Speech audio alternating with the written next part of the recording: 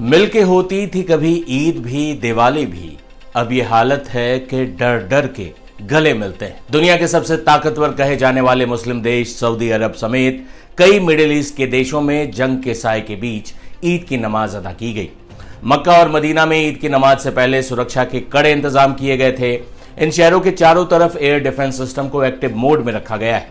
मस्जिद अल हरम में लाखों की संख्या में लोगों ने ईद की नमाज अदा की है।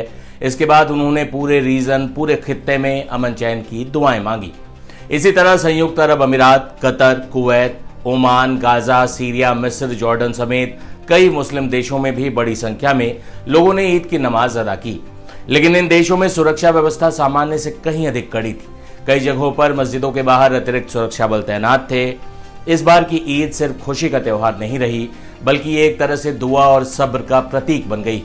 कई लोगों के चेहरे पर मुस्कान के साथ चिंता साफ नजर आई, खासकर उन इलाकों में जहां हाल ही में हमले या झड़पों की खबरें आई हैं।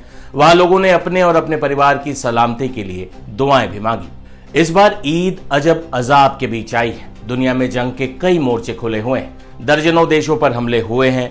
मुस्लिम मुल्क दूसरे मुस्लिम मुल्क पर हमला कर रहा है।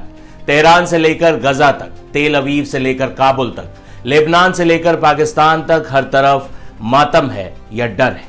अफगानिस्तान के काबुल में एक अस्पताल पर पाकिस्तान एयर स्ट्राइक करता है। 400 से अधिक मरीजों, तीमारदारों और डॉक्टरों की जान चली जाती है। ईरान पर इजराइल और अमेरिकी हमले के बाद ईरान ने दर्जन भर मुस्लिम मुल्कों पर मिसाइलें दागी। सऊदी अरब हो या कतर, इराक हो या यूएई, ईरानी मिसाइलों से इन मुस्लिम मुल्कों का आसमान लाल हो गया। इस बीच कुवैत से लेकर सऊदी तक ईद एक अजीब खौफ और खामोशी के बीच आई। ईरान के सर्वोच्च लीडर अयातुल्लाह अली खामनेई शिया मुस्लिमों के धर्मगुरु भी थे। उनके गम में कई शिया संगठनों ने ईद ना मनाने की अपील की है। इस बीच मुस्लिम मुल्कों में डर के साए में ईद आई। ऐसा नहीं है कि हमला करने वाले सिर्फ अमेरिका और इजराइल ही हैं। पाकिस्तान जिस तरह से अफगानिस्तान में कत्लेआम मचा रहा है, वो भी रमजान के पवित्र महीने में जिन मासूमों की पाकिस्तान ने जान ली, वो भी मुसलमान ही थे।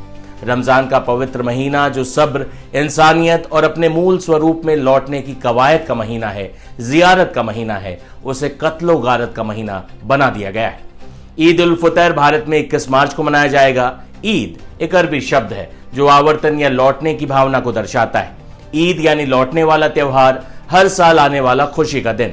ये ऊद से निकला है जो लौटना या पुनर्वृत्ति दिखाता है। अरबी भाषा में फितर के भी कई अर्थ हैं जो इस संदर्भ में इस्तेमाल होते हैं, जैसे रोजा तोड़ना, इफ्तारी, इसी से आता है। ईद उल फितर का जो शाब्दिक अर्थ है वो है उपवास तोड़ने का त्योहार या रोजा खत्म होने का उत्सव। रमजान के 29 या 30 रोजों के बाद पहले दिन खुलकर खाने पीने की खुशी।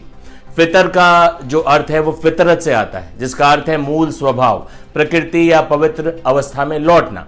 माना जाता है कि रमजान के महीने में रोजों से इंसान की रूह पाक होती है और ईद पर इंसान अपनी मूल पवित्र फितरत स्वभाव की ओर लौटता है। फितर और फितरा का सीधा संबंध एक वाजिब दान से भी है जो ईद की नमाज से पहले हर सक्षम मुसलमान को अपने और अपने परिवार के सदस्यों की तरफ से देना होता है। फितरा निकालने के पीछे असली मकसद है कि गरीब और जरूरतमंद लोग भी ईद की खुशियों में शामिल हों, नए कपड़े पहन सके, भूखे ना रहें। इसलिए इस त्योहार का नाम ईद उल फितर पड़ा। लेकिन इस बार ईद जंग और कत्लो गारत के बीच आई है। इस बार ईद मिसाइलों और सायरनों के बीच आई। इस बार ईद आई है अमन और चैन की दुआओं के बीच। पहले जो लोग जंग को सिनेमा के किस्सों की तरह चटकारे लेकर टीवी पर देखा करते थे, वो इन दिनों सिलेंडर की कतारों में नजर आ रहे हैं। राहत इंदौरी ने कहा भी था कि लगेगी आग तो आएंगे घर कई जद में, इस गली में सिर्फ हमारा मकान थोड़ी। ये ग्लोबल दुनिया है। दुनिया के एक खित्ते में जो होता है उसका असर दुनिया के दूसरे हिस्से पर भी पड़ता है। ईरान युद्ध के बाद ये बात सबको समझ आ भी गई होगी। साहिर लुधियानवी ठीक ही कह गए हैं कि जंग तो खुद ही एक मसला है, जंग क्या मसलों का हल देगी। आग और खून आज बख्शेगी, भूख और एहतियाज कल देगी। इस ईद हम ऊपर वाले से यही मांगे कि हमारी दुनिया में अमन और चैन लौटे, जंग की सना खत्म हो और इंसानी जान की कीमत समझी जाए। चाहे वो काबुल के अस्पताल में पाकिस्तानी मिसाइलों के शिकार लोग हों या गजा में इजरायली मिसाइलों के शिकार। कहीं स्कूलों पर बम गिर रहे हैं तो कहीं इबादत गाहों पर। ये वक्त ठहर कर सोचने का भी है कि ये कैसी दुनिया बना दी हमने, ये कैसी दुनिया में जी रहे हैं हम और कैसी दुनिया हम अपने आने वाली पीढ़ी के लिए छोड़कर जाने वाले हैं। भारत वैसे भी वसुदैव कुटुंबकम यानी दुनिया एक परिवार है के फलसफे पर चलने वाला मुल्क है। यह तो सत्यनारायण कथा के बाद भी विश्व का कल्याण हो और प्राणियों में एकता हो की कामना की जाती है।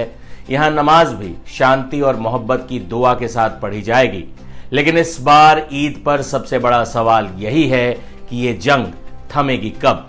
इस बार मुस्लिम मुल्कों में ईद की खुशियों को जंग की नजर लग गई, लिहाजा जाते जाते यही एक शेर पढ़ता जाऊंगा कि है इंतजार मुझे जंग खत्म होने का, लहू की कैद से बाहर कोई बुलाता है।